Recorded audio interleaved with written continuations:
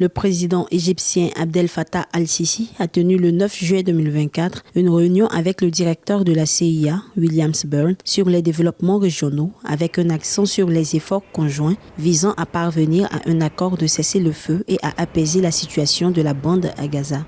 Lors de cette réunion, le président al-Sisi a réaffirmé la position ferme de l'Égypte, rejetant les opérations militaires en cours dans la bande à Gaza. Il a souligné l'importance pour la communauté internationale de mettre fin à la guerre et de garantir un accès sans entrave à l'aide humanitaire pour atténuer la situation catastrophique des Palestiniens dans la région.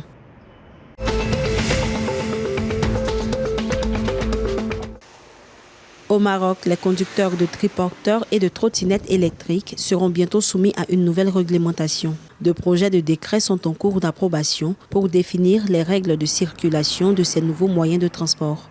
Le ministre du Transport et de la Logistique, Mohamed Abdel Jalil, a souligné que les amendements apportés concernent la définition des notions relatives aux engins de déplacement personnel motorisés et aux vélos à pédalage assisté, ainsi que les caractéristiques techniques et les règles de circulation conformément aux exigences de sécurité routière.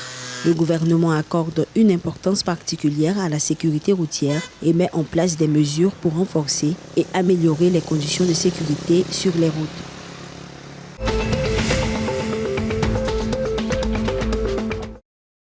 Le ministre libyen de l'Intérieur, Imad Trabelsi, a révélé que le pays, qui compte 7 millions d'habitants, accueille environ 2,5 millions de migrants sur son sol.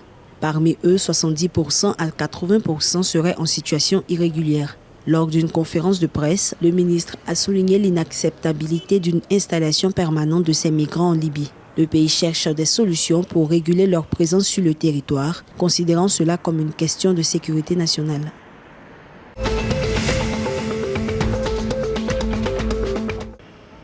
Le ministère algérien de la Culture a annoncé le 12 juillet 2024 la suspension de tous les grands festivals d'art cet été en solidarité avec la bande de Gaza, qui subit une attaque israélienne dévastatrice depuis octobre. La ministre de la Culture, Soraya Mouloudji, a souligné que cette décision reflète la position ferme de l'Algérie en faveur de la cause palestinienne. Plutôt que d'organiser ces festivals, le ministère intensifiera les activités exprimant la solidarité du pays envers les Palestiniens.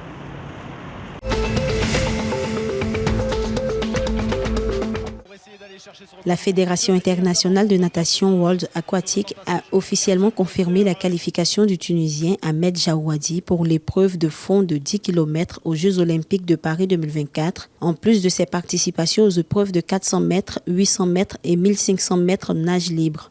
Le système de qualification en eau libre à Paris 2024 permet aux nageurs qualifiés sur 800 mètres ou 1500 mètres nage libre de participer également aux 10 km. Ce sont au total 33 nageurs issus de 24 pays qui auront l'opportunité de concourir dans cette précieuse épreuve de 10 km.